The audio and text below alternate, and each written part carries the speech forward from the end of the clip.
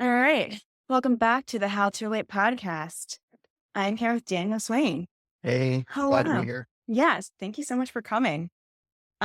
So you have what I think is a very interesting profession, and very much goes in line, I think, with what therapists do too. Well, we are a therapist sometimes. We don't have the professional training to do it like you do and have the skill and hours counseling and all that. But that's part of our job. We are counselors at law.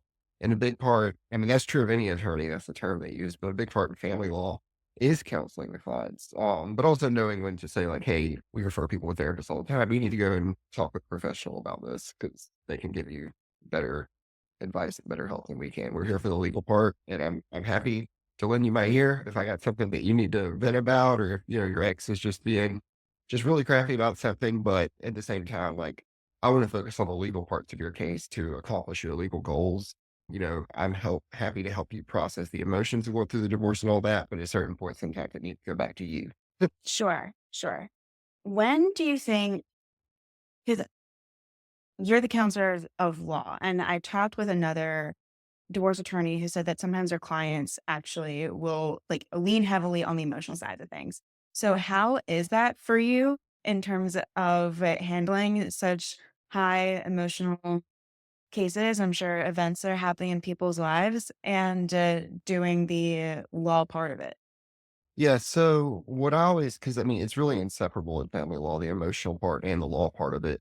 What I always tell clients is, this isn't, I'm not doing corporate transactions where we're doing a corporate merger and I'm looking through the books of a company and making sure all the contracts are right for the transaction to be consummated the proper way.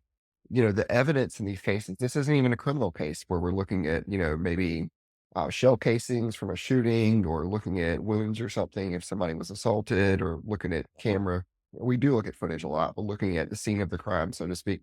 The scene of the crime in family law is the household. It is the relationship. It is the parent-child relationship. It's the spouse-spouse relationship. And so because of that, I always tell my clients it's very important for me to know them and understand them intimately because they are one of the two biggest pieces of this puzzle. Each spouse, then if you have kids, they're a piece of it too. But I need to know what makes you tick. I need to know what makes the other person tick. One, because it helps me understand what the client's goals and priorities are for the case, but also because if we go to trial, it's really helpful if I know the other person inside out, because that's going to make me more effective when I'm cross-examining them. It's going to change the way I approach it when I'm asking them questions. If we're issuing discovery, where we send them a bunch of documents where we ask them to answer questions or provide different documents back to us, it helps me figure out how to tailor the questions I'm going to ask. If I really know who is this other person I'm dealing with and what makes them tick. Because of that, like you have to have high emotional intelligence. You also just have to know the law and know what you're doing. But I think it's really important to understand the parties in the case, the husband and the wife, or the wife and the wife, husband, husband, or maybe sometimes they were never married, just the two parents of the children. It's essential that you understand who you're working with. What is marriage in the eyes of the law? Because I joke with people and I'm like, it's a thing where it's, I love you so much, let's get the law involved. But what does it actually mean? Yeah. So what the law says about marriage is, it's a legal status. So you go from being two single people to two married people, and there's certain things that terms and conditions, so to speak, that come along with that. And the main things that people are going to want to know about, or that you should know about if you're getting married, are what happens to my property. Well, nobody gets married with the plan to get divorced, right? But you should at least going into it have your eyes wide open about what the reality of divorce looks like, which is why we're doing this here today, I think. Yes. Um, so, there's the property and, financial aspect of it. You hear me use that interchangeably, the property versus finances, whatever your assets. There's that aspect of it, and alimony goes along with that. Not every divorce results in an alimony case, but sometimes for a lot of people, that can be part of it. If you have children, child custody is going to come into play, child support likely to come into play. Um, those are all things that are integral to what we do, right? And when two people get married, those are the terms and conditions that come along with marriage. And then of course, you can get divorced. I mean, you can get married basically in a day. You have to go and get a marriage certificate or marriage license, and you can have somebody read the vows to you, and you solemnize it, and then you're married, right? You turn in your license after you have to have people attest it, witnesses, and then you turn it in, and you're married. It's a lot I always tell people it's a lot cheaper to get married and a lot quicker to get married. It's way more expensive and it takes a lot longer to get divorced, right? I think the going rate for a marriage license right now is like $150. Um, for a basic divorce, you're looking at, if you are an attorney, you're looking at probably at least $1,000. And that's just for the undoing the I do part, right? That's just making it so that you're no longer married. That doesn't have any legally, you go from being married to divorce. What we call is a judgment for absolute divorce is what the court issues. That's the simplest part of it, and that's just usually one of the smallest parts of it. The other parts that are not so simple is figuring out the division of assets, figuring out who gets custody of the children, figuring out if there's going to be alimony, if it's going to be paid, and for how long and for how much. All of that stuff is going to be much more expensive than just $1,000, way more expensive than the $150 it costs for that marriage license. So all these things are the terms and conditions that you're undertaking when you decide to marry someone.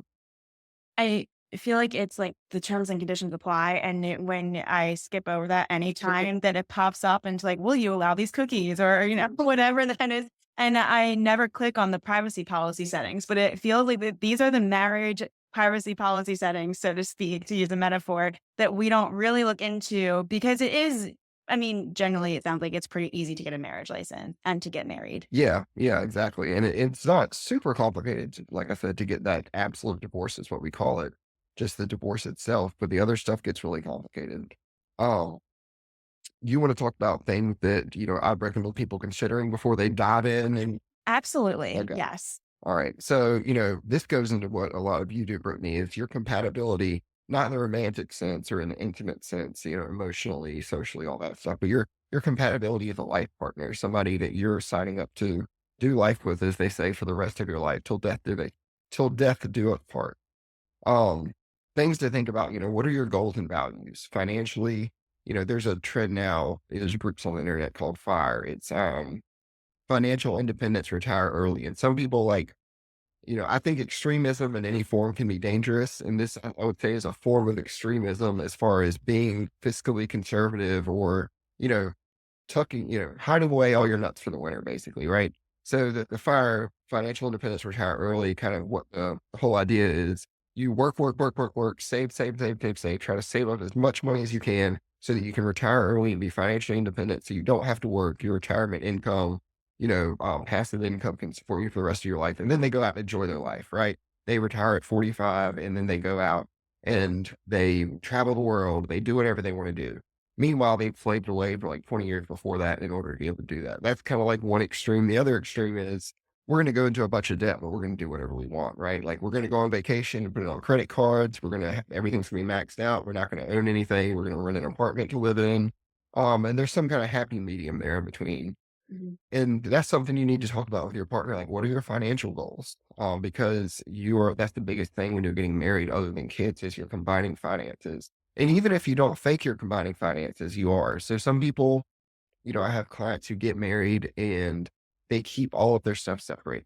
He has a bank account, she has a bank account. One spouse has a car, the other spouse has their own car that they paid for. They may buy a house together, but one person pays the other person for half of the mortgage every month.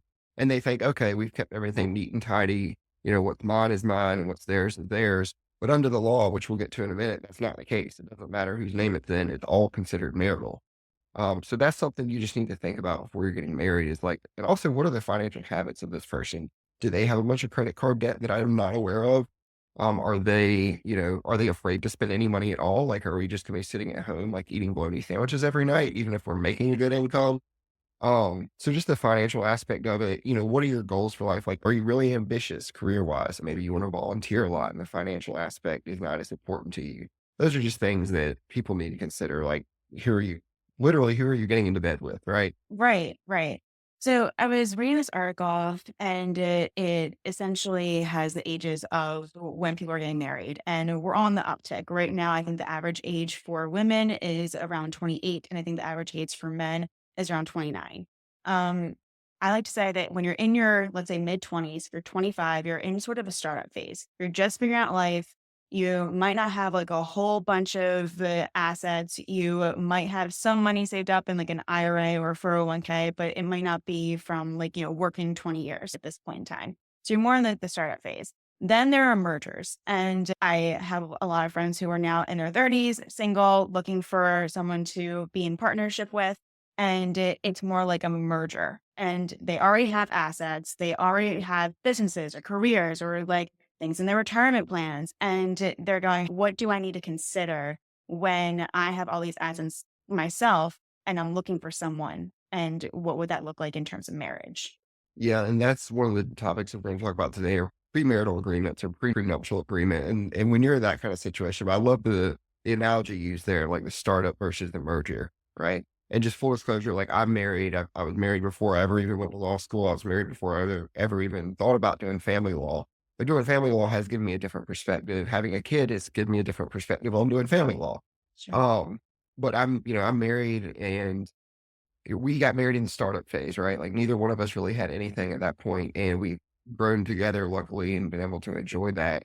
Um, but if you are, if you're later in life and you're getting married, you're in the merger phase, right? There's things that you're going to want to consider, you know, are businesses, are they gonna be separate?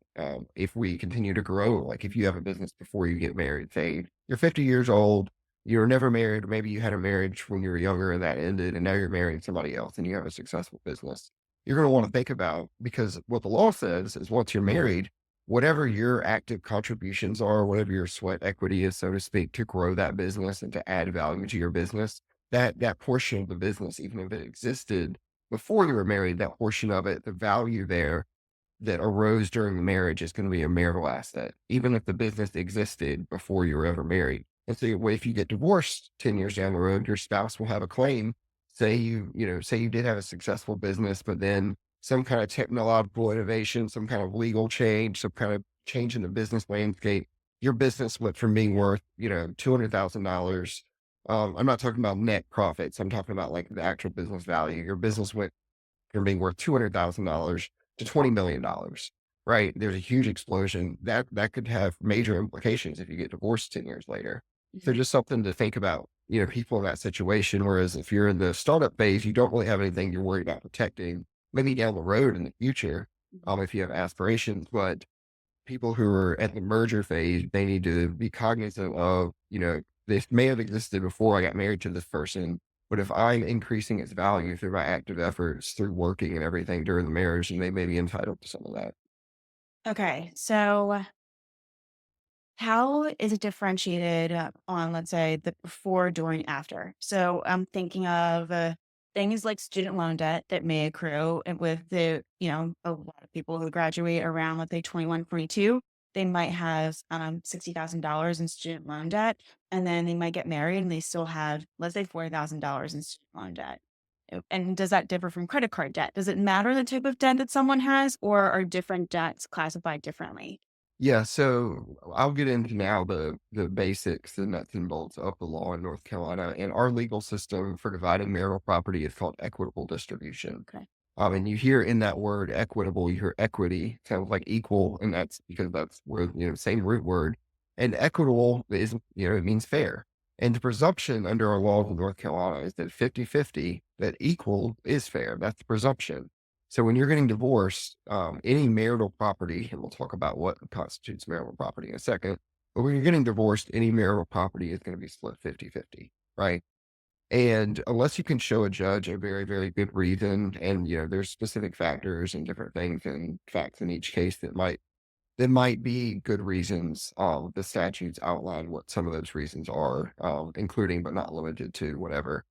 But unless you can show a judge a really good reason why a 50-50 distribution would not be equitable, then that's what the judge is going to do. The burden is on the person seeking an unequal distribution to prove to a judge why it should be unequal. If you can't do that, you can't, if you can't meet your burden of proof to show why it should be unequal, then the judge is going to default to 50-50. So now what is 50-50? What are we splitting up? We're splitting up marital assets.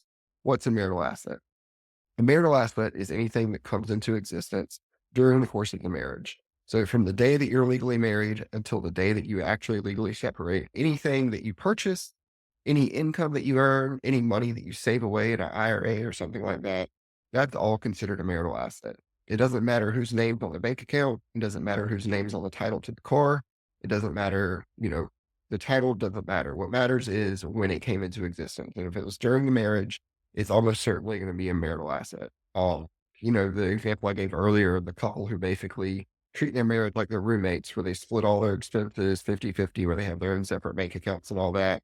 Um, any money they put, you may have had that bank account since you were 14 years old, but you get married at 28. Any money that you put into that bank account during the marriage, the money that you add during the marriage, not what was there before, but what you add during the marriage is all going to be marital. It does not matter if your spouse has their own separate bank account too, that they put their separate money into, it's all marital. If you buy a house together, it doesn't matter if one person, pays 90% of the mortgage during marriage, the other person pays 10%, it's all marital, right? To answer your question, maybe get back to that about debt, right? Debt is a big one. So the presumption is that any property or assets that come into existence during the marriage, the presumption is that it's marital, right? The presumption for debt, if it is in your own separate name, so if I have a credit card that is in my own sole name that's not associated with my wife at all, that credit card debt is going to be presumed to be my own separate debt. Now, if you have joint debt, then it's joint debt, right? So if you have a joint credit card or a mortgage that both of y'all are on or something like that, then that's joint. But the presumption for debt is that it's going to be separate. Now, what happens oftentimes though, and again, same thing with debt. If you had your student loan example that you Mhm. gave, if you have student loans from before you were married, then that's going to be your separate debt. You brought it into the marriage. It occurred before you were married. It's separate debt. It's say separate debt, right? Mm. Oh, now, I may have that credit card that's in my own name and I'm swiping it, spending it during the marriage. And, the presumption is that, like I said, that it can be separate debt. However, oftentimes what we'll see in cases is that that credit card debt, it is being used for the use and benefit of the marriage. So I may be using it to buy my daughter's soccer cleats. I may be using it while we're on a family vacation to pay for restaurants or hotels or whatever. And anything like that that's being used for the benefit of the marriage, you can mount a very good argument usually to judges that it should be considered marital debt, even though the presumption is that it's separate. Which is something that comes up and people should be cognizant of because I've had cases where um, one spouse was the bigger earner and they were also the one who managed the finances. The other spouse made similar money, but not quite as much. But the spouse who made more money, who managed the finances, they also put a lot of money on credit cards, and loans, and they finance things, personal property that you should, a financial advisor will tell you not to finance. They went into credit card debt to basically going beyond their means, living beyond their means and beyond their standard of living. And they had a sizable amount of credit card debt when it came time to get divorced, and even though my client, the one who owned less, was not aware of this credit card debt, we ended up not having to go to trial. But I think that a judge probably would have sided with the other party that there's a good argument that that debt was marital, even though my client never even knew it existed. It's like, hey, where did this new car come from? Where did all these nice things in the house come from? How are we affording this nice vacation on this income? There's a disparity there. Something doesn't add up. And so I think, I can't read a judge's mind. I can't predict the future, but I think what a judge would have looked at that and said, they should have known that there was something afoot there, that this money that was being spent, that it didn't add up. It didn't correlate to what they were actually earning. And so they reasonably should have known that this debt was being incurred. And it was, they were enjoying the benefits of it too. The flip side of that is if I have a credit card debt and say I like to go out to Vegas once a month with some of my buddies from, college and we all gamble and we have a good time and all that. And my wife and my family, they never see a dime of any of that enjoyment or that money that's spent. That's going to be separate debt. You don't have to worry about your spouse burdening you with that if they're going and running up a bunch of credit card debt on, frivolous things or for things that aren't benefiting the marriage. You don't have to worry about that stinging you. But, keep an eye, pay attention to what people, pay attention to what you're spending, have an idea of what your spouse makes. I'm not saying you have to demand they give you their paycheck or show you their pay stub, but when you file taxes at the end of the year, look at what they put on your taxes and things like that. Just be generally aware of what's going on in the marriage financially. Sure. So what I'm hearing is one, have the conversations basically over and over again about lifestyle, finances, how we're spending our money, what kind of debt we have. Basically, be very aware. So it's like don't tuck away anything into a dark closet to then have it come out later and it's a lot bigger than anyone thought it would ever be. Um, And I'm also hearing, so it sounds like if it's for the benefit of the marriage, if both parties have benefited from the spending in any way, then that's considered marital debt. Now, if someone is starting their own business, let's say they started a business before the marriage, they don't have a prenup or a premarital agreement, and now they are in debt in that business and they are now married and people are getting divorced. What would that be considered? Yeah, so you raise a good question. I think this kind of comes back to the maxim that I will tell clients, the rule I'll tell them is you got to take the good with the bad, right? Mhm. So if one spouse wants to keep the house when you're getting divorced, they're probably going to have to keep the mortgage too. And the mortgage is going to become their responsibility.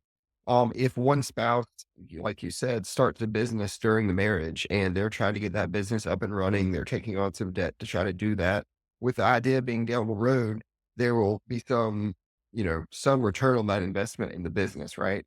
And so I think in that, and the classic lawyer answer is it depends. 'Cause every case is different and the Sure. facts all vary from case to case. But I think in that specific example, what the way I would look at it is this one spouse, the one who started the business, they did that with the intention to run a successful business, not to just pour money into something, right? Mhm. And so they have an expectation that that business, if it's not profitable yet, it will be profitable at some point in the future. That tree will bear fruit and that they'll be able to make money from this business, right? Mhm.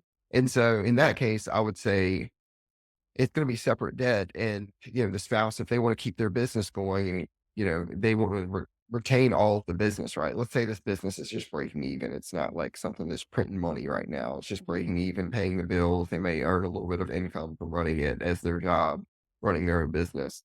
Um, then, they're probably gonna keep I had a case with similar facts. This actually, it just came to me as we were talking about it. They're probably gonna keep the business, but they're gonna keep the debt that's associated with it too. Okay. Yeah, now if you have the other spouse where they're involved with the business as like an officer in the business, as the treasurer or as the CFO or something like that, that could be a little bit messier. Okay. So Yeah. there's a few factors to And then consider. I don't mean to cut you off, but I had one case where the spouses or our firm had a case where the spouses continued to run a business together after their divorce. Yeah. So talk about amicable, right? Yeah. Right. Or Yeah. or business like relationship. Right. Right. Yeah. Yeah. Maybe the business like relationship really worked for them. Yeah. But I wouldn't recommend trying yeah, it. yeah, that would be interesting to see what that would be like afterwards. Yeah. Okay. So outside of having conversations around lifestyle and finances, if we're talking about the premarital phase, anything else that people should consider when they're looking to get married and they're having conversations with one another? Any other conversations you would say? Yes, I think it's so important. I put it in all capital letters in my notes here. Yeah. Kids, children, Yeah. rugrats, right? So, do you want to have kids together? First of all, do both of you want kids? If you want kids, when do you want to have them? Like, are we going to be trying for children as soon as, right after we say I do, the honeymoon, the classic honeymoon situation? Are we going to wait a few years? Some people are worried about their biological clock. Some people are worried about their financial standing and make sure they're secure first. Usually it's some balance of the two, right? Um, but, do you want kids at all first? If so, how many? And some people don't know how many kids they want until they start having kids too. But also, when do you want to start having kids? Like right away, or are we going to wait a little while? Do we need to buy a house first? But the first hurdle is, do you even want kids? Because if one of you wants kids and the other one doesn't, that's not something you can compromise on. Mhm. You can't have half of a kid, or you can't just say like, "Hey, I'll help you make this kid, but I'll stay in my wing of the house while you raise the child." That doesn't really work out. So kids, you either want them or you don't want them, right? And other things about just even if both of you are in agreement that you want to have children, the next question is like, how are we going to handle childcare, right? Or Mhm. one of the spouses going to be a stay-at-home parent?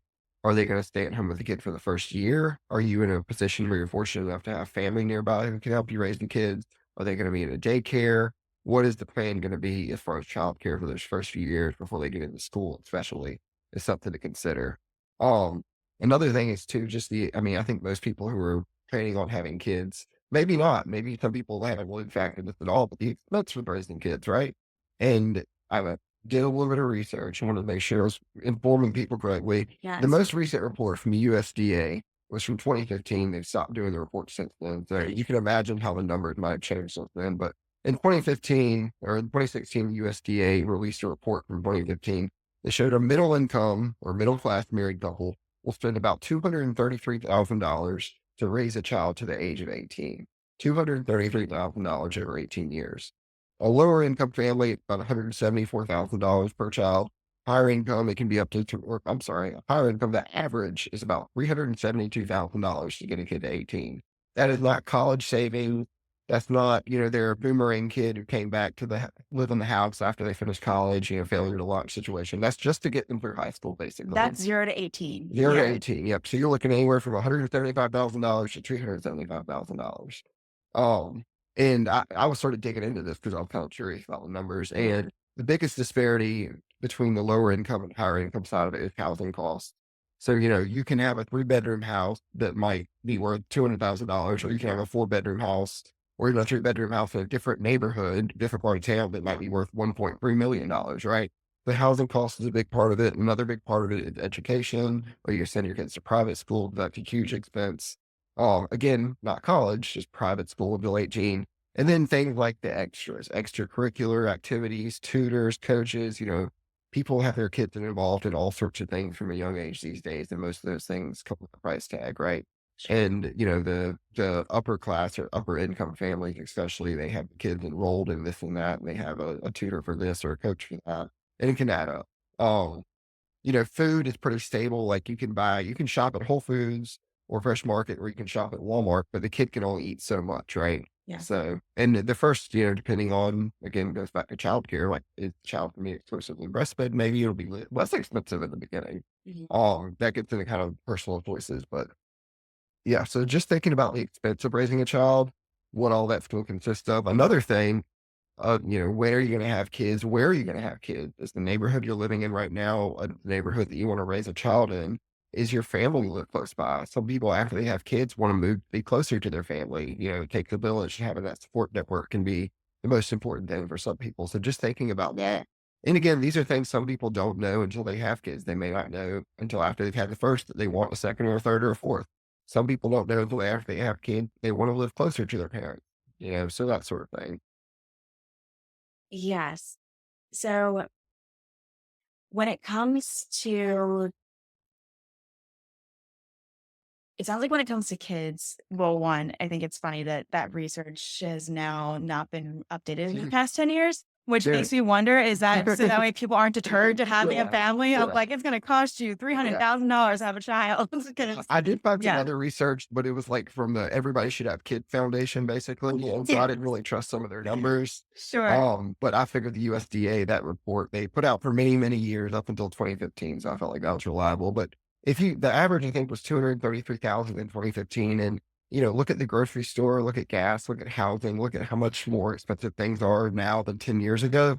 So you can imagine that 233,000 could equally be 300,000 by now for the average family. So w- speaking of kids, when, let's say it's a couple who are mid 40s, they have two kids around the ages of 8 and 10. What does custody look like? How does this typically become determined? Yeah, so the starting point, and in most cases, when the people get divorced, they stay in the same geographic area, right? Because they have a job that's tied to where they were living together. And so even if you work from home, you're still tied to that area. Usually you have relationships, business, personal, whatever, you're going to stay in the same area. So assuming that you stay in the same area, it's not a presumption, but what I say here, at least here in Wake County and many of the courts that the counties that I practice in, the courts would like to see the parents have 50-50 custody. And when I say 50-50, the legal term is shared physical custody. But when I say 50-50, I don't mean that both parents have 182 and a half days equal 365 a year. I mean, it's something close to 50-50 where, 1 month, one parent may have 17 days, the other parent may have 13, it might be 16, 14. It doesn't have to be exactly 50-50, but close to 50-50. Mhm. That is what the courts would like to see, all things being equal. Of course, all things are not equal, right? So there may be a situation where, one parent worked a lot more, and that was the case during the marriage or while they're raising the kids. And their work schedule just doesn't allow them, it's not conducive to them having the kids 50% of the time. They may travel for work where it's going to be impossible for them to have the kids 50% of the time. The work schedule, commute, things like that could be factors. And then you get into things, the messy stuff that nobody wants, but it comes up a lot. And that's things like domestic violence, substance abuse, mental health issues, things like that, where all things being equal, the judges would love for both parents to have an equal time with the kids, but it may not be in the child's best interest. And that is the guiding light of the court. You'll hear that repeated every single day in a custody case in any county in North Carolina. The best interest of the child is the standard. And that's what the judge is there to promote. And it may not be in the child's best interest to be with that parent 50% of the time. They may still be able to be with the parent some of the time, maybe weekend, during holidays, things like that. And, it's not always that they're unfit. It doesn't mean that they're an alcoholic or that they're an abusive parent. Maybe they don't have with their work or whatever else is going on in their life at that time. It's not set up for them to be able to be a 50-50 parent. Right. And some people don't want to be a 50-50 parent, frankly, like when they get divorced, some people are going through a season of their life during that change and everything like that. Not saying it's great, but sometimes that's what happens with parents when, they start prioritizing their own goals and wants in life that maybe they have kind of stuffed those things down for a while they were raising kids, while they were being a spouse, their partner, and that they see it as kind of their time to reinvent themselves or to focus on themselves more. We see that sometimes.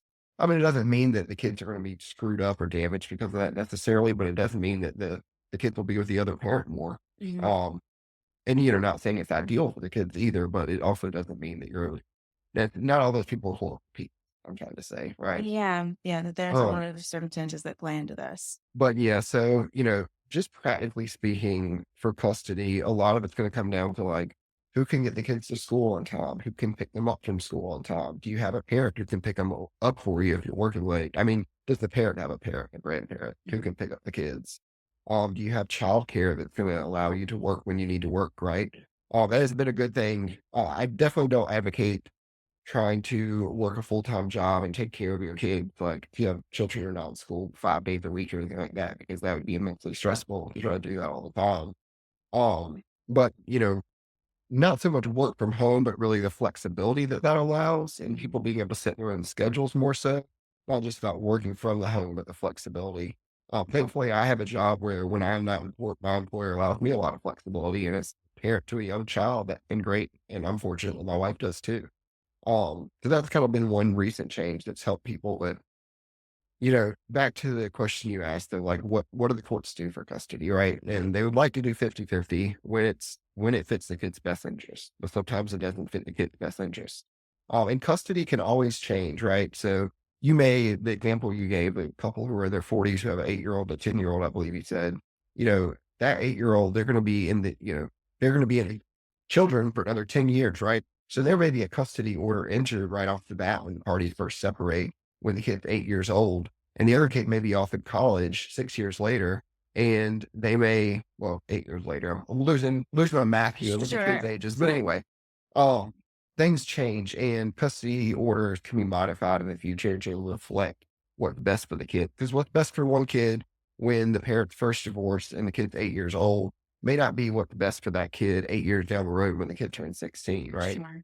Um, and also try telling a 16 or 17-year-old, hey, you got to follow the custody order. Yeah. When do you give them the keys to the car, sometimes that kind of goes out the window of like, hey, not saying not saying this is ideal for the children, but it's kind of like, hey, the judge could come and enforce this order, but I'm heading over to dad's house tonight. And sometimes that works out for the best. Sometimes we got to get involved and kind of square things up a little bit. But So then it's something that you can get involved in. If let's say there's a 16-year-old, they try and keep custody as 50-50 as possible. 16-year-old, like I'm just staying at mom's house and I'm not trying to stay at dad's house, so you can't make me. yeah, so that's a really tricky situation, because when you have a court order that people have to follow, it is enforced by the contempt powers of the court, which means that if you don't follow the order, then you can be held in contempt and you can be punished in a variety of different ways by the court. Now, sometimes things can get tricky where maybe the kid wants to go to dad's house because dad has told the kid really negative things about mom. And that's a different situation, right? Yeah. I'm looking at this picture of everybody's kind of working in good faith. And this is the teenager who goes through phases where sometimes they want to go over to one house more than often than the other. We do have plenty of cases though where we have older children who have a mind of their own who want to do things, and it makes the situation really tricky. And there's ways, different mechanisms that we can use. We can get a kid in therapy to try to figure out what's really going on. We can get a guardian appointed to the child, and they're supposed to look at things, talk to people, and figure out what's actually in the kid's best interest. Because sometimes the kid does want to go to one parent for the wrong reasons. Mhm. Um, but I guess my main point of that is once you get teenagers, they get really tricky. And what I tell clients all the time is just because the kid doesn't want to go to your house this week or wants to go to the other parent's house this month doesn't mean 6 months down the road it's not going to be the exact opposite, because that happens all the time where over the course, say, dad gets a new girlfriend and the daughter doesn't really like that. And girlfriend might be fine, but it's just, dad has a new girlfriend. Mhm. And, maybe dad's doting on her a little bit more and ignoring the daughter some. And so then the daughter's like, you know what, forget this. I want to go back to mom's house. And, and it could be for no reason at all. They're teenagers, right? Right. So I always tell parents with teenagers, though, the wind changes direction, they might change their mind. I like to make the joke that I'm like, teenagers, you can't tell them what to do, and adults are like, please tell me what to do. Because Yeah. Yeah. it sounds like the context does matter in a lot of this too, is also what I'm hearing is that the story of what's happening for the family in their unique circumstances does play a role in how this plays out in the law too. Extremely. With custody, it's totally fact dependent. It's the facts of each individual case. And when we get into a custody case, oftentimes the main evidence we're going to start, the starting point is going to be, what are the kids' school records? Are they doing well in school? Are they attending school? Are they absent a lot when they're with one parent? How have the parents co-parented? Have they co-parented effectively? Has one parent tried to undermine the other parent? And we'll get their text messages. People, if you're going through a divorce, just assume everything that you send someone, everything you post on social media is going to be read by a judge one day. Doesn't mean it will, but that's the mindset you need to take. Be careful of what you put out there. Um, but there might be text messages from before they ever divorced talking about parenting or things like that. Or maybe evidence of abuse or some kind of manipulation or something like that by one parent against the other parent or against the children. All of those things are going to be the main evidence that we're going to be looking at. I think I mentioned it, but therapists, if the kids do go to therapy, sometimes their records do end up being brought up in court, or the therapist may be subpoenaed to come and testify, which understandably most therapists don't want to do.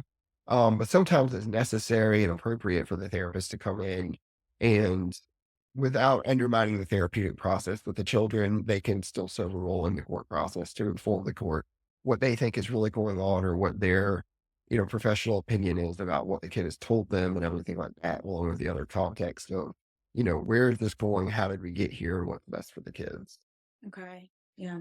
But yeah, every custody case is so fact dependent. And there's a quote from Leo Tolstoy in A Karenina, I think, and it's the first line. It's really famous first line of the book, and it's essentially translated from Russian is that all happy families are happy for the same reasons. And what that means is, like, they're happy because they have a roof over their head, they have enough money to feed the family, everybody's healthy, they don't have any serious illnesses, and they live in a nice, safe house, right? The basic thing that everybody wants for their family. And so goes every happy family is happy for the same reasons, but every unhappy family has their own unique reasons for being unhappy. And that's true. Like, every family that's getting divorced we see themes that come up, but every fact pattern's different. Every family can be different. You have kids of different ages, people who met at different ages, people, spouses with different cultural backgrounds and things that all play into it and make it unique, which is what makes my job interesting most of the time, is that every case is different, right? I get a brand new family that I'm working with because, I'm working with my client. I'm hired by a client, but I'm really working with the family as a whole in a sense. I only represent one side, but it's a family that I'm working with, even if they don't have kids. It's, my client or spouse and their families too. It all plays into it. Right. Right. Yeah. That it's looking at the system as a whole, which my background is in family therapy and we often use like family systems work. So it's like seeing the family as a whole system, but it also sounds like that with what you do is that you're looking at every family as a system and who is in that system as well. Schools, therapists, maybe it's also work, like looking at like the whole picture and that gets taken into account. Yeah. I mean, for the way I approach it, but also I think you're asking like how the court looks at it. Mhm. Yeah, definitely. The court looks at all the factors. They're going to look at the totality of the circumstances to try to figure out what's in the kid's best interest, and try to figure out a custody order that is aligned with that too. Which is why I tell parents, any case that comes through our door, my goal, I would prefer if we can settle it outside of court. If the parents or the parties can reach an agreement outside of court and agree on terms and sign off on it and make it an enforceable contract or enforceable court order by consent, that's great. I'd love to avoid them having to go to trial.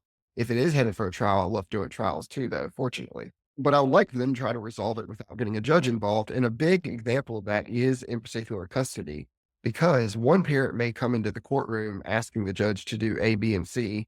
The other parent is going to come in there asking for X, Y, and Z. And the judge may look at everything and say, you know what, I'm going to do D, E, F. I'm going to do something that's totally different. One parent may want this custodial schedule. Sometimes they can agree, like, we're going to do a 50-50 custody situation, but they can't agree on what days. And I've had cases where we go in there, the parents couldn't agree, we couldn't settle the case. We go in and one side's asking for one thing, the other side's asking for another thing, and the judge ends up doing something totally different, and neither one of them are really happy about it. And you know, that's just the risk you take when you go. And the judges try to do their best to make a custody schedule that's going to fit the kids' needs and promote their best interests and work around everybody's schedules and all that. But sometimes, and they may be right to not do what either parent is asking for. That may be a better arrangement. But sometimes and sometimes I'm not happy about it either. I'll walk out and, I always want my client to get what they want. But sometimes I'm like, this is the risk we run when you go into court. You never know what a judge might do on a given day. But what I hear in that is to try and in some ways be as flexible as possible in this too of like how can we accommodate with one another? What can I accommodate in this really messy, intense process so that there isn't a judge who's going to come in and maybe flip everything upside down for us and make things harder. Exactly, and that's I always tell clients, if you all are settling it or you're reaching an agreement, out of court resolution, you're in control to the extent you can agree, right? Y'all have total control over the terms. You can get into the nitty-gritty of who the kid's gonna be with for Christmas morning, who the kid's gonna be with for Christmas Eve, whose family gets Thanksgiving lunch, whose family gets Thanksgiving dinner, like, different families have different traditions. You can get really granular with all the details of that. Whereas when you go into court and leave it in a judge's hand, they're not going to do something that's totally asinine, but they may do something that doesn't exactly fit what y'all want or need in a situation with what your family traditions are, what your work schedule is during the summer or something like that.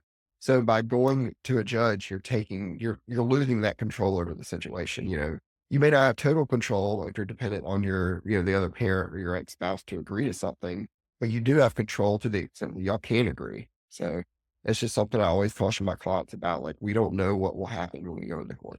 Sure. We have a guest. I can usually give you a good idea of what your worst case scenario is, what your best case scenario is, but the exact details of it, we don't know. Sure. Okay. But you touched on something though, kind of flexibility, and that's huge. Even before you ever step foot in court, what I always tell my clients is you have to be the bigger person. Like, just because the other person is being petty or they're being uncooperative or they're not being helpful doesn't justify you doing that. Because if you, and from a strategic perspective, what I tell my clients is like, if you stoop to their level, that takes away any benefit to you. Like any advantage I can leverage that in court is gone now because you said they did this bad thing. Well, now you've gone and done the bad thing too. So I can't really, I'll bring it up in court, but it's not going to get you very far. If you say, oh, well, every time we meet on Saturdays to exchange the kids, they're 30 minutes late. And then when I go and look at it on Wednesday, when they take the kid back to the other parent's house, I find out, oh, well, you're 30 minutes late too every time. You got to go in court with clean hands to have best shot. If you're, just an adversarial situation where we're having a trial over custody or whatever else, you want to go into it with clean hands to try to show the judge that you've done what you can do. You're the reasonable one. You've been the adult in the room as much as you can. Um, because people will be petty and they will be spiteful and vindictive sometimes at the expense of the kids. And it is difficult to sit there and just kind of take it. And, the urge for a lot of people, there's already a bunch of emotions mixed in it in divorce too. But the urge for a lot of people is try to get even or try to play the same game the other person's playing. But, nobody wins. Yeah. Yeah. The vengeance is not the answer. Yeah. Yeah. Um, there's So I also, one of my subspecialties is affairs and infidelity. And North Carolina has a special law around affairs. Can you explain what this is? Yes. So I already talked about property distribution and how that works, the equitable distribution system. And most everything's split 50-50. So alimony in North Carolina, spousal support is the general term for it. Alimony, in order first for there to be an alimony claim by one spouse, you have to be a dependent spouse, and then there has to be a supporting spouse, which in layman's terms means that one spouse make a good bit less money than the other spouse, and they're dependent on the spouse for their financial support and maintenance to maintain the standard of living they were accustomed to during the marriage. In just general terms, it means one spouse makes a good bit more money than the other spouse. The idea is that the law wants both spouses be able to maintain a similar standard of living for some time after the divorce happened. And if you look back historically where this comes from like the patriarchy and all that stuff, is back then the dependent spouse was almost always the wife, right? And a lot of wives before they entered the workforce at similar rate to men, they were stay-at-home wives or stay-at-home parents. And if the husband just decided, once the kids turn 18 and they're out headed off to a job or to college, they decide they just want to divorce their wife. um, there's 2 factors. One, it's just not equitable for the parent who's been the wife back in the day, who's been a loyal and dutiful wife their whole life and raised 2 beautiful children and, made dinner and kept the house and all that stuff. It's not fair or equitable for them just to be out on the street now. And, you can split up the property and assets, but still the alimony is a monthly payment for the support of the other spouse to help them maintain their standard of living. That's kind of where alimony came from. Not just the equitable part, but two, the state always has a self-interest in it. And the state's interest is we don't want all these people out here dependent on the state. Same thing for child support. It is your financial responsibility for this person, basically. It's not the state's for them to fall back on the social safety net or, need, assistance from the state for food or for housing or things like that. It is the ex-spouse's responsibility to provide all that stuff. That's kind of the historical background. Now, alimony, obviously, it can be either spouse. Um, there's not just a stay-at-home mom nowadays, it's stay-at-home dads, or you don't have to be a stay-at-home parent either. You just make less money than the other person. In order to be a dependent spouse, you are actually substantially financially dependent on the other spouse for your maintenance and support, right? And it's all relative, about if one spouse makes $60,000 a year and the other one makes $70,000 a year. Well, you're not really a dependent spouse. You may be dependent, but they're not a supporting spouse. They're codependent. And it's all relative. So yeah, if you're close to equal though, there's a lesser chance. But say one spouse makes $50,000 a year and the other one makes $100,000 a year. It's a reasonable alimony case. You have a Okay. $50,000 difference. But really when you look at it, it's 100% difference. 50,000 versus 100,000, that's 100% difference from 50,000 to 100,000, right? Um, Whereas if you have one spouse who makes $250,000 a year and one that makes $300,000 a year, you're probably not going to have an alimony claim there because it's all proportional, right? Sure. But to get to your question about infidelity, so we've defined what a dependent spouse is, and we've defined what a supporting spouse is. The supporting spouse is the one who makes more money. The dependent spouse makes less money or no money, is dependent on the other one financially. If you are a dependent spouse, person who's going to be seeking alimony and divorce, and you commit infidelity, you cheat on your spouse, and it is not condoned or forgiven. I'm not talking about something that happened 20 years ago and y'all made up and stayed together. This is something that was not forgiven and it usually has some role in the dissolution of the marriage. If you're a dependent spouse and you cheat on your supporting spouse, then you're barred from receiving alimony. There are not a lot of black and white rules in family law in North Carolina, but that is one of them. Is that if the other spouse didn't cheat too, if they have clean hands and you cheated on them, then you will not receive a single dollar of alimony. It doesn't matter how long you were married, how good of a spouse you were for the 20 years before that. If you cheat and then you're getting divorced and you're trying to get alimony, you're going to be barred from receiving it in the Okay. court. Okay. Is it also true that you can sue in North Carolina the affair partner? Yes. So there's 2 claims in North Carolina that are pretty old-timey that I don't know how many other states will have them on the books, but And it's called alienation of affection and criminal conversation. And I'm at the risk of mixing them up right now. I'm just gonna say one of them is essentially alienation of affection is what it sounds like. You are alienating the affection of the spouse. So basically you're taking their attention, their love, and their affection away from the other spouse to another person who's outside of the marriage. Criminal conversation basically means you had sex. It's a very old timey language, criminal conversation. Like, what does that even mean, right? Criminal conversation. But if you think about it, like adultery was a crime back, I believe it's still technically a crime in North Carolina, adultery. So maybe that's where the criminal part of criminal conversation comes from. Sure. But yes, you can sue a third party for if your spouse cheats on you with a third party, you can sue that third party for that act. And you can Google it. There's been some high profile cases in North Carolina. They're always publicized because they're really scandalous. Anybody noteworthy. There's one that happened a couple of years ago that involved some North Carolina politicians. I'll let people Google that if they're interested. Sure. Sure. Um, but yeah, there's actually been multiple involving North Carolina politicians. I can imagine. I was Actually. going to say, I can imagine that, yes, that these make for great television or Yeah. great reads. But what does suing that person then look like? You file a claim against them for, you file a complaint for alienation of affection or a complaint for criminal conversation. And really the goal is to get money out of it. So Okay. it's just like a personal injury or something like that. It's an emotional injury basically where you are trying to get money from that person. And I always tell clients the value of that claim, it's going to be worth it for me to sue this person for that. It's totally dependent on how deep the other person's pockets are, right? Which is another reason you see it in some high profile cases too, if they think that somebody, has a good bit of money. But if it's somebody who does, if, as we say, if they're judgment proof, if they don't have any money to their name, then you may succeed on your claim. The judge or jury may say, you know what, you're right. You're successful on this claim. I'm ruling in your favor, but I'm going to award you $10,000. Well, good luck getting that, right?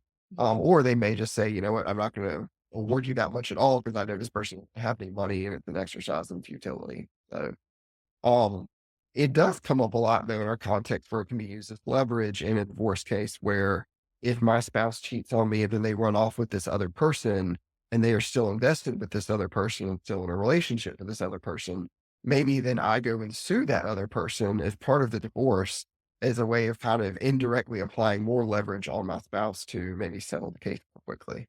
So Okay. that's where you see it come up a lot too. Does this work across state lines? It would depend. That's a really good question. It's a jurisdictional question, and whether the court has power to, hear decide somebody's rights who aren't in the state of North Carolina. What it would depend on is where the acts took place. So if the cheating occurred in, like, say, a North Carolina hotel or something like that, or maybe they came and picked them up in North Carolina on the way to Florida for a trip together. Maybe they visited North Carolina and they went out to dinner together, things like that. There would have to be some kind of acts that connected the third party to North Carolina such that they could reasonably foresee being brought into court in North Carolina. Okay. Usually, if you're cheating, though, that will happen at some point. Okay. Yeah. Interesting. Yeah. But yeah, I mean, it's a jurisdictional question. It's a good question, though. Just thinking about, Nevada, where, Mhm. of course, Oh, Las Vegas, right? yeah. It's the place where most marriages happen and also has a very high divorce rate. But also think about how maybe a lot of people go to Vegas to get married and really dream of having it being the Elvis Chapel. And then they come back to, let's say, North Carolina. So how does that work when someone gets married in one state, moves to another, establishes residence, and then they decide to get divorced? Yeah, so it's gonna be in North Carolina, you have to have been a resident here you have to be separated for at least a year and a day to file for divorce. But in order for the North Carolina court to have jurisdiction over your divorce, you have to have lived here for at least 6 months. Okay. And different states have different, some of them are less than 6 months. A lot of them are less than, I mean, I'm sorry. A lot of states require you to have been separated for less than a year. So some people will actually go to other states, establish residency there, then file for divorce. And sometimes that works, sometimes it doesn't. It just depends on how the different state laws interplay. Um, but usually, I think the answer to what you're asking is really like, as long as both parties are now in North Carolina, or say they got married in Nevada and now they both live in North Carolina, they both live in Alabama or wherever, and they've kind of put down roots in that new state, then everything's going to be determined by the residency, the state where they live, by their family laws, family Okay. court laws. Yeah, Okay. So then it gets determined by where they are in the present. correct, correct. Now, I think that's a great segue though into something else we want to talk about, which is premarital agreements, prenuptial agreements. Yes. Yes. So, back in the day, you could, if, say we're going back to the old stereotypical thing with the stay-at-home mom, and say they got divorced and she got a child support order against her husband for $600 a month, which is like $3 million a month now. Then they're adjusted for inflation, right? Yeah. Based on my math I just made up. They had $600 a month in child support, 1955. And say the husband, John Smith, he decides, you know what? I don't really like paying the child support anymore. I'm going to move to Alaska and nobody's going to find me because there's no internet. The phone lines are rudimentary and I'm just going to disappear and you're never going to see any of that child support. Well, now, first of all, they would be able to find you because of the internet and everything. It's just harder to do that now. But another thing that a lot of the national conferences of attorneys and judges and things like that, they got together during the middle of the 20th century and they got together for these conferences where they wrote up all these uniform laws. And this was never in, they weren't enacted by Congress. They were passed and made federal law. But what they did was they kind of came up with what's called model laws. And each state has their own domestic laws, laws governing divorce and child custody and things like that. It differs from state to state. There's no uniform federal law on divorce and things like that. But what these judges and attorneys did when they got together for these conferences is they made model laws. And they said, hey, we've come together and we've all experienced similar issues. We've noticed similar trends. We've noticed similar problems. And we've come up with a uniform set of laws that we think address a lot of these issues that we've seen that are common to, all of our different jurisdictions. And they create a set of model laws and they say to state legislators or, lawmakers or attorneys in different states, like, hey, we've already written these laws for you and we think they're pretty good and maybe you should think about adopting them. And a lot of states have done that. And the reason they've done that is because people, what the law wants in particular, and what people like is uniformity and predictability. And so now today, family law is different. Actual statutes are different in every single state, but you see a lot of themes and a lot of things have been more standardized where there's still some distinctions between different jurisdictions, but a lot of it's become more uniform. And a good example of that is the Uniform Premarital Agreement Act. And this was another model law, and it has now been adopted by 28 states. 22 states have not adopted it yet, but in all 50 states, premarital or prenuptial agreements are legal and they're enforceable. But in the 28 states that include North Carolina that have adopted this Uniform Premarital Agreement Act, basically what they're saying is we want some kind of uniform structure of how prenuptial agreements, what makes them enforceable, what makes them not enforceable, what provisions you absolutely can't put in there that's just, we're not going to let that slide, things like that. So that there's some uniformity. So if you do go get married in Las Vegas and Nevada, or say you go get married in Montana, assuming those states follow the UPA, I'm not going to check that right now, but if you go to a different state that follows the UPAA and has adopted that, the Uniform Premarital Agreement Act, you can rest assured that if you go to another state like North Carolina, which is also adopted, that it's going to interpret and enforce prenuptial agreements in the same way. Okay.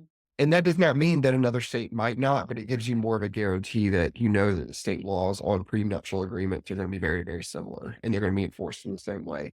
And that gives you some protection. That way, you can't say like, oh, well, we got married in Montana, but we moved to North Carolina. And guess what? Prenuptial agreements are illegal in North Carolina, so I don't have to give you a dime, right? It avoids that type of situation. But it also just makes things simpler for the court, for the judges and all that to try to, so they don't have to, rush up basically on Montana law. They can just look at North Carolina's UPAA statute and look at what North Carolina's law says about prenuptial agreement, and it'll be similar to what Montana said.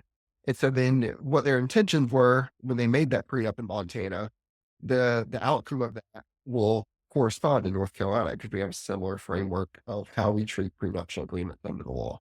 Mhm. Okay. Yeah. Got it. And the other example I was given about child support, like they've done this for child support, they've done it for alimony, where basically all the states agree that if you have a child support order in North Carolina, we'll also enforce that in Massachusetts. Or if you have an alimony order in Georgia, we'll enforce that in Missouri. So that way you can't just cut across state lines in order to skip on your obligation for family support. I was going to ask about that, particularly as it relates to child custody, because I wonder what happens if a parent's job relocates them to, let's say, Montana, and how that might work with, okay, well, now that you are across the country, how might that work with child custody? So yeah, so I mean that's when I started talking about child custody earlier, I talked about geography and proximity to each other and Sure. assuming everybody lives close together. The simple fact is when one parent moves, that much that far away from the other parent, you're going to have a situation where 50-50 custody is not possible, right? A kid is not going to go to school here in Raleigh for 2 weeks out of the month and go to school in Montana for 2 weeks out of the month. That's not going to work.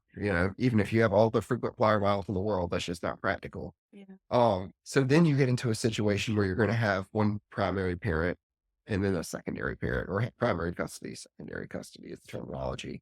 Um, and the parent who has primary custody, they're going to have the child, assuming they're school age during all of the school year. And then the other parent hopefully will get time during holidays when they get half of the winter or Christmas break.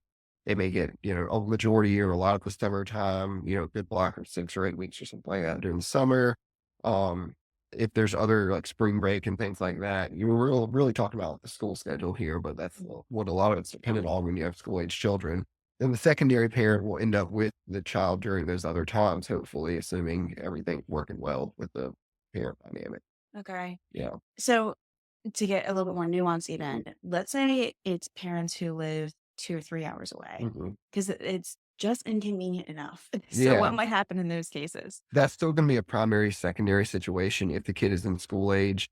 I have had some cases and seen cases where the kid's not in school yet, and both parents have adequate childcare where they have done they'll do 2 weeks on, 2 weeks off, where the kid's with one parent for 2 weeks, say, in Greensboro, and with the other parent in Wilmington for the next 2 weeks. Um I'm sure that there's plenty of childhood education or childhood development specialists who could weigh in on whether that is ideal for the child developmentally. And, not to say that they won't be okay and turn out fine, but it may not be ideal to be going back and forth. But a lot of it really comes down to like how good are you at co-parenting? Are you enforcing the same rules in one household as the other? Like when one parent takes away the cell phone, is the other parent going to uphold that too? Or if you have one parent, if you have a 4-year-old and one parent is letting them sit in front of the TV and watch Coco Melon for 8 hours a day, and the other parent doesn't allow screens in their house, then when the kid goes to the screen-free household, they're going to be happy about that, right? So, it doesn't matter if they're at one house for 2 weeks or for 2 days when the parents aren't on the same page as far as co-parenting, it's gonna be detrimental to the kid. Yeah, it's a tough transition. Yeah. Have you heard of the concept called nesting? Yeah, yeah, and a lot of people come into our office in the beginning, and they say they wanna do nesting, and why don't you explain what nesting is? Sure. It's essentially that they keep the kids in the same house and the parents are the ones who rotate so that the kids don't have to experience a domain transition each and every time. Yeah, and that almost never works long term.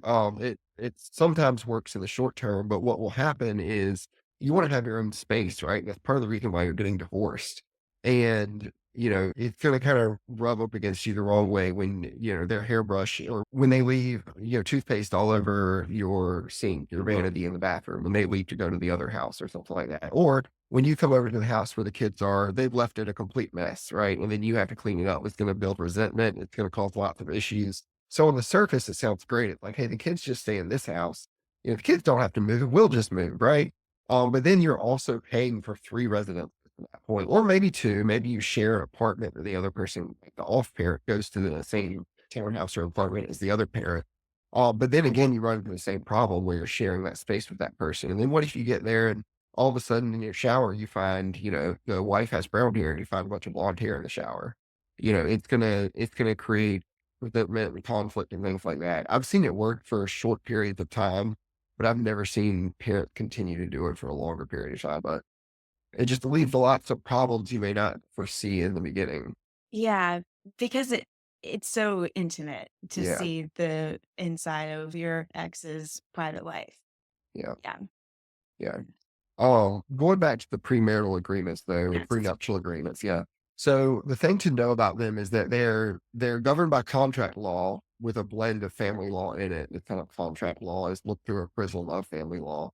But people say like, oh, well, it's just an agreement. It's not a court order.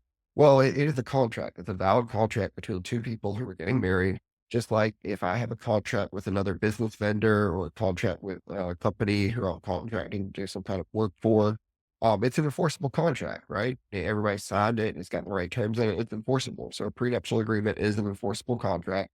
Um, and it may not be a court order, but it can be enforced by a court. If you sue somebody for breach of contract, the example I always give is if I own a McDonald's franchise and I have a contract with Coca-Cola bottling venture to deliver soda to my soda fountains, and then one day they just stop bringing the Coca-Cola and the Sprite, and I don't have any drinks for my customers, I'm going to file a breach of contract action against Coca-Cola Bottle Adventures because my drink machines are running dry, right? And I need them to keep my business running.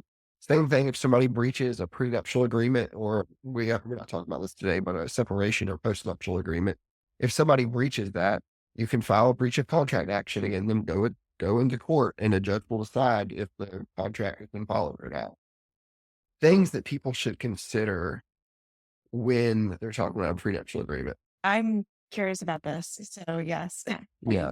So what the example I always give people is if people always say you should do your estate planning, you should get a will, if you have any kind of assets, if you have a family, you want to make sure they're taken care of, and you want to make sure that everything that you own goes to the right people, essentially, for lack of a better way of putting it.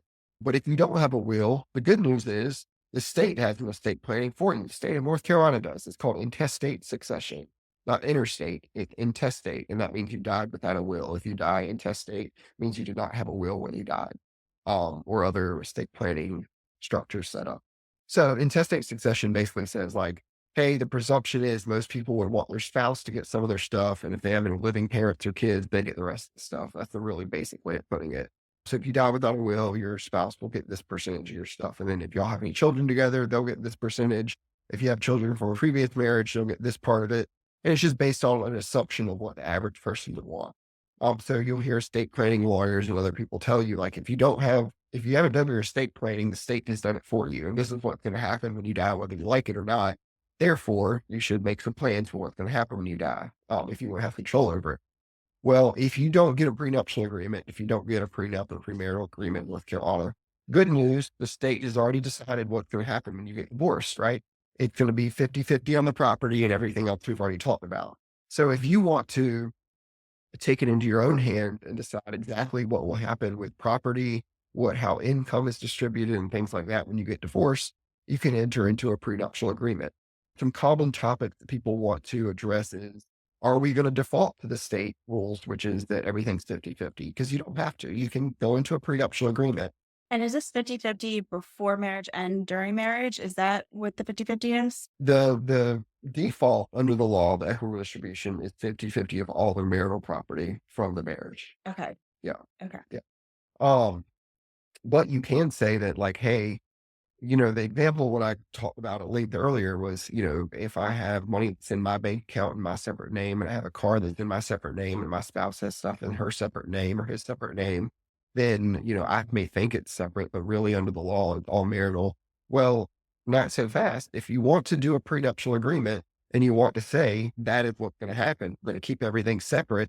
And if it's in my separate name, it stays separate, then you can do that. And that's really a big reason why people do prenuptial agreements, is because you're changing from what the default is of 50-50 to, we are going to base it on whose name it's in. And if I go out and buy a house and it with my money and I put it in just my name, then it may stay my separate property. So you're essentially going, just like when you do estate planning, you're changing what the state presumption is that you would want, what's going to happen to your stuff when you die.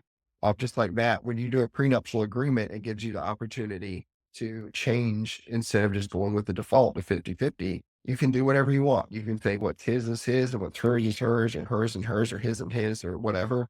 Or you can come up with, people can get really creative. So they might say, like, if we stay married and I think you've seen this on like TV shows and movies and stuff. I think it was on Sex and the City too. Yeah.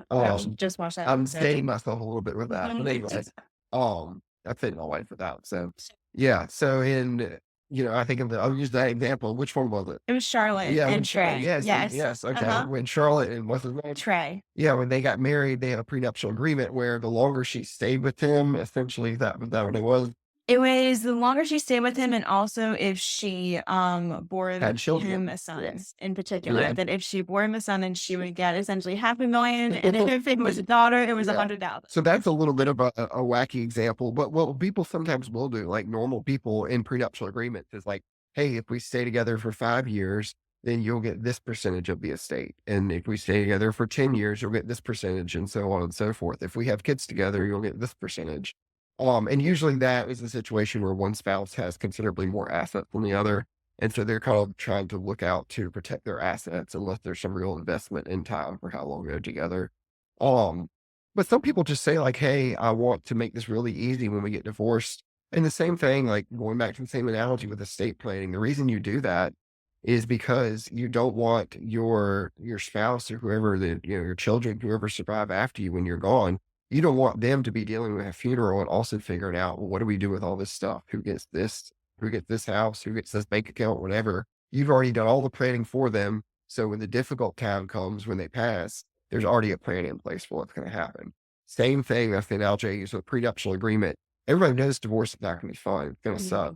But if you've already done the planning on the front end of what's going to happen if we get divorced, then one, it gives people some assurance to not stay in a bad marriage where they're like, I don't know what's going to happen if we get divorced. I'm not going to be out on the street. Then it gives them the security of knowing, well, this is what's going to happen if I get divorced. This is what's going to happen with our property. This is what's going to happen as far as alimony, things like that. And so it gives you some assurance of what the landscape will look like after divorce. Um, but also it makes it so that when you get to divorce, it's already be tough enough emotionally. Some of the legal stuff has already been sorted out for you. Sure. So prenup has to occur before marriage, correct? It Correct. can't Yes. occur at any time. Correct. Yes. Okay. It has to happen before the marriage. Um, the sooner you start planning it, the better. And if you wait until like the 11th hour where you're basically like at the chapel, so to speak, and then you sign it, then that could open it up to be suspect or, critique later on, whether there was some coercion or whether it was done properly. You'd really like to start it well ahead of time. I would say at least a few months ahead of the actual wedding date. And then, you don't want to be also worrying about that like the last month of the wedding planning and stuff like that. Like, you know, last alterations done for the wedding dress or whatever, or making sure the caterer is going to show up. You want to have that prenup done well before that so you can actually enjoy the wedding. Mhm. Um, but if you do, and I think there's actually some states that have some kind of laws where there's it's looked at more critically, that's the general way I'll put it. The prenup is looked at more critically if it was entered into like right before the marriage, like the day before, the week before. There may be even some states that have like some presumption that there's been some undue influence or something like that if you wait till the last minute. I don't think North Carolina is that black and white about it. But what I will say is that you always want to get it done well ahead of time so that you can enjoy the wedding and all that and not be thinking about it at the last minute. And also, it helps, especially if you want it to be held up and everything. It's not required, but it helps that both sides have representation. And that's the misconception that we'll see from a lot of people is they will come to hire us and they'll say, well, can you just be both of our attorneys, right? That the both spouses, can you just represent both of us? And we can't do that. That's a conflict of interest. It's the definition of a conflict of interest, basically, where, I cannot protect both sides or advocate for both sides' interest. I am hired by one fiance and represent just their interest. And the other person needs to go out and hire their own attorney who can advise them with their own interest.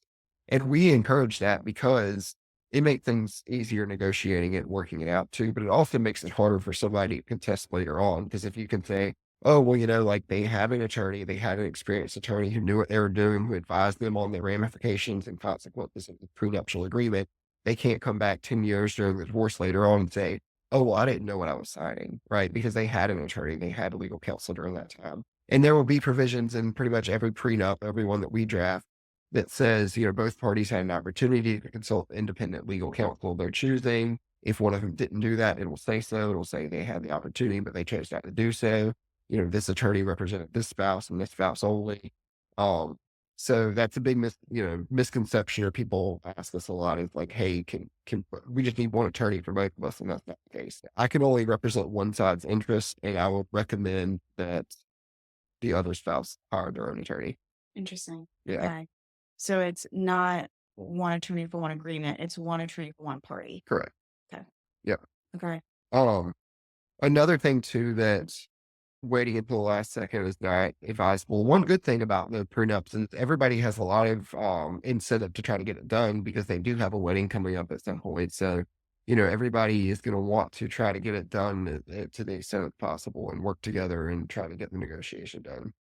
Sure. Yeah. Yes, that there is some personal motivation behind it. Yeah. Yeah. Just other things to think about too for a prenuptial agreement, you can waive alimony in a prenuptial agreement where you can say, hey, it doesn't matter how long we're married or how much more money you make than I make, I am going to waive all alimony or something like that. You can do that. You cannot do that in a postnuptial agreement. And a postnuptial agreement is an agreement that takes place after you're married, but before you divorce. So sometimes people actually separate or talk about separation and enter into a postnuptial agreement, which is it's basically a prenuptial agreement while you're married, not separating, but while you're married. Okay. Those are very rare. A lot of times those will come up where something happens that kind of shakes the marriage to its core and people start thinking about divorce, but they're like, you know what, we're going to work this out. We may go see a family therapist or family counselor like you, and they work things out. But they say, you know what, I was looking down the barrel of what it would look like if we did get divorced. I didn't really like that picture. So let's do this post-nuptial agreement and we're going to talk about what's going to happen with our assets if we were to get divorced in the future. Sometimes people, that will kind of be a line in the sand that they draw where they say, hey, I'm willing to reconcile with you, but I want to do a post-nuptial agreement. Um, Okay. the key about that is though, you cannot waive alimony in a post-nuptial agreement because there's kind of an implicit coercion there, sort of. Sure. So you can waive your right to seek alimony later on in a prenuptial agreement, but not a post-nuptial agreement. And we don't see post-nuptial agreements very often. What we see very often are separation agreements, which is actually after you've separated, you're going to get divorced, you're in the process of splitting everything up. And that's just a private contract, just like a prenuptial agreement, a separation, this shorthand for separation and property settlement agreement.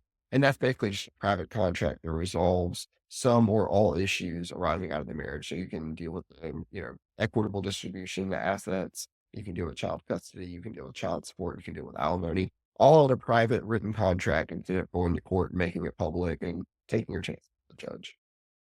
Interesting. Okay. Because that clarifies or questions I had around separation agreements. Mm. I originally thought that it was just that we are agreeing to separate and it's now in writing that this is now Yeah. the date that this is Mhm. happening and our year starts now.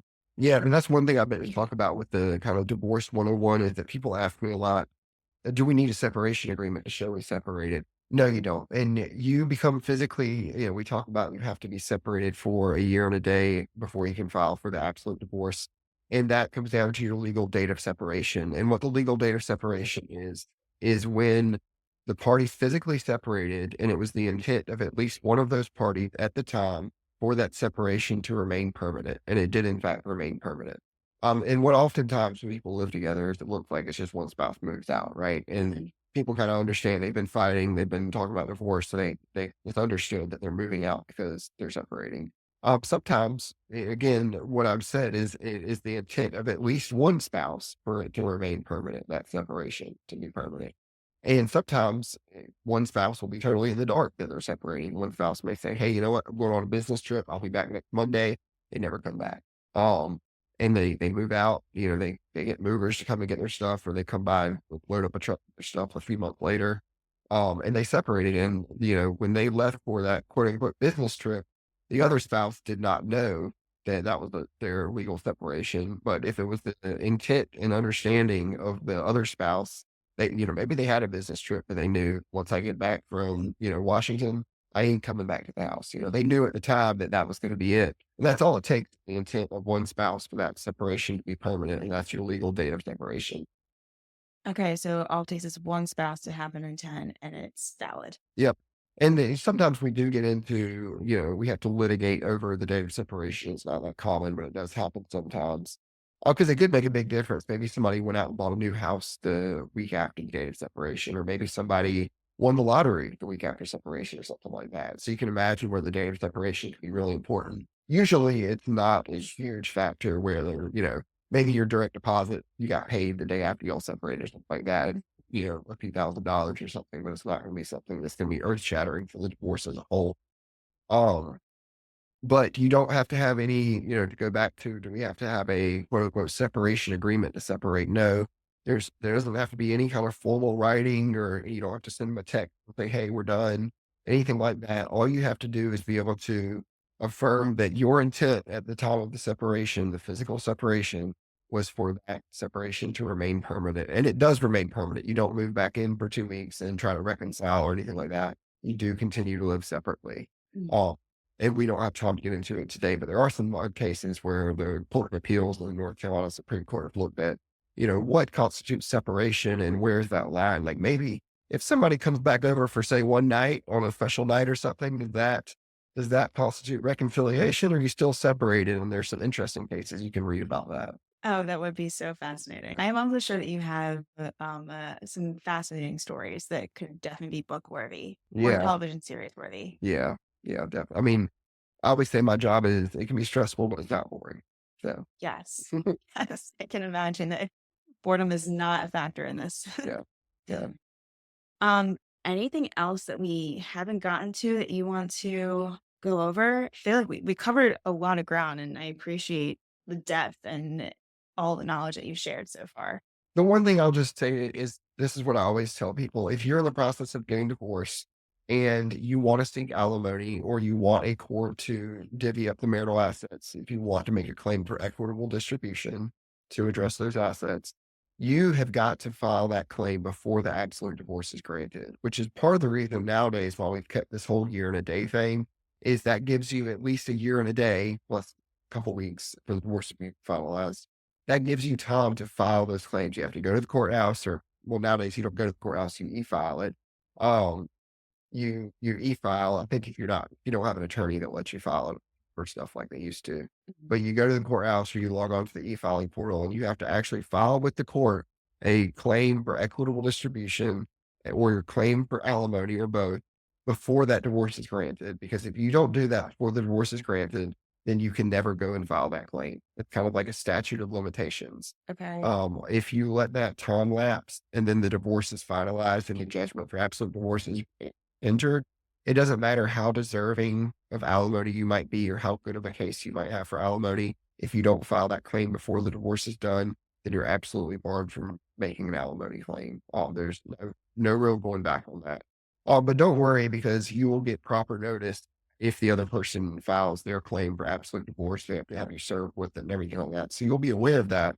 But you should just know that if you want to make that claim for property distribution, you want to make that claim for alimony to have a judge decide these issues for you, you have to file that claim before the divorce is finalized. But if you don't take anything else away from listening to this episode about divorce in North Carolina, that is the thing I want you to remember.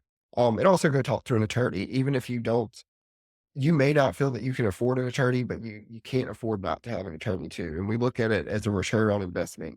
You may spend 10,000, 20,000, 50,000, $100,000 on an attorney, depending on the complexity of your case, the assets involved and everything like that. But that $10,000 that you spent might reap you $100,000 that you wouldn't have got otherwise. Some bank account that the other spouse had that you weren't aware of.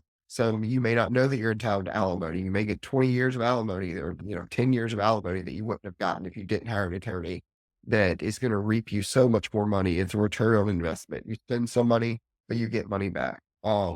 So if you think you can't afford an attorney to help you with your divorce, a lot of times you can't afford not to have one.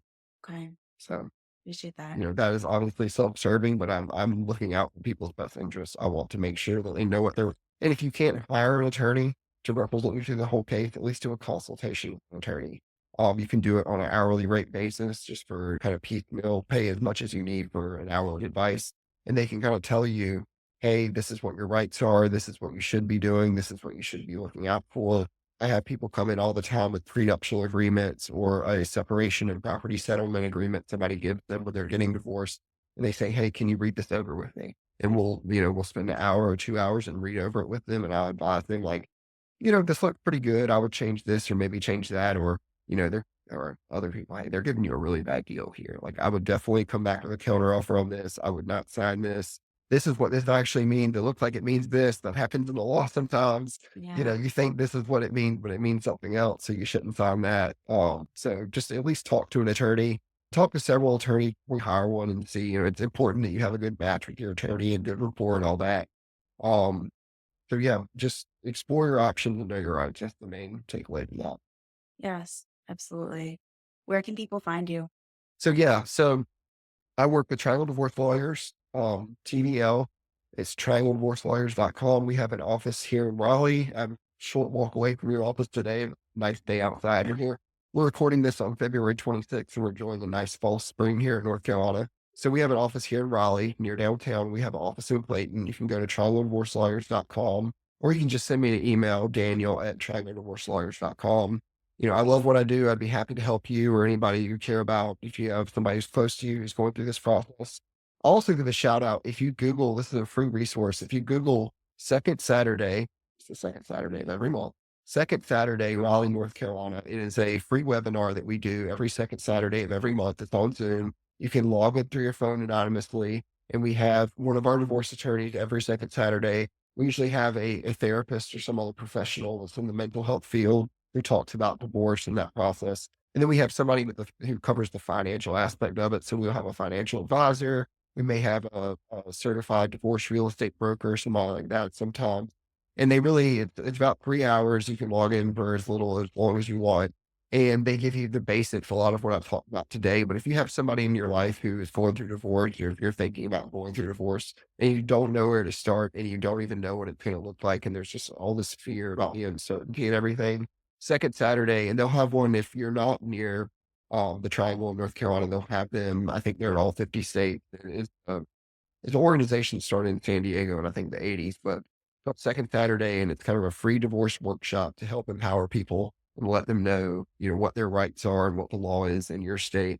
And we do it. We host the one in Raleigh. I think we cover a large part of the state. We kind of have we represent Second Saturday for our area of the state. And so you can just Google it, Second Saturday, Raleigh, North Carolina, and you'll find it. I'm sure you can find a link to find the Zoom link and all that so you can log on and you can meet one of our attorneys. I think I'm doing it in like March and November of this year, maybe. Um, and we all take turns and and we field questions too. So if you have some questions, if you have somebody who has questions and wants to feel more confident about what the process is going to look like, it's a great start. That's great. Yeah, it's looks like a great resource from the research that I've done on it. Well, I appreciate you so much coming on. Thank you for imparting so much knowledge around divorce, premarital agreements, what marriage is in the eyes of a all this has been super helpful and enlightening. Awesome. Well, I appreciate you inviting me on. It's been great, Brittany. Thank Of you. course. Thanks. Bye, all.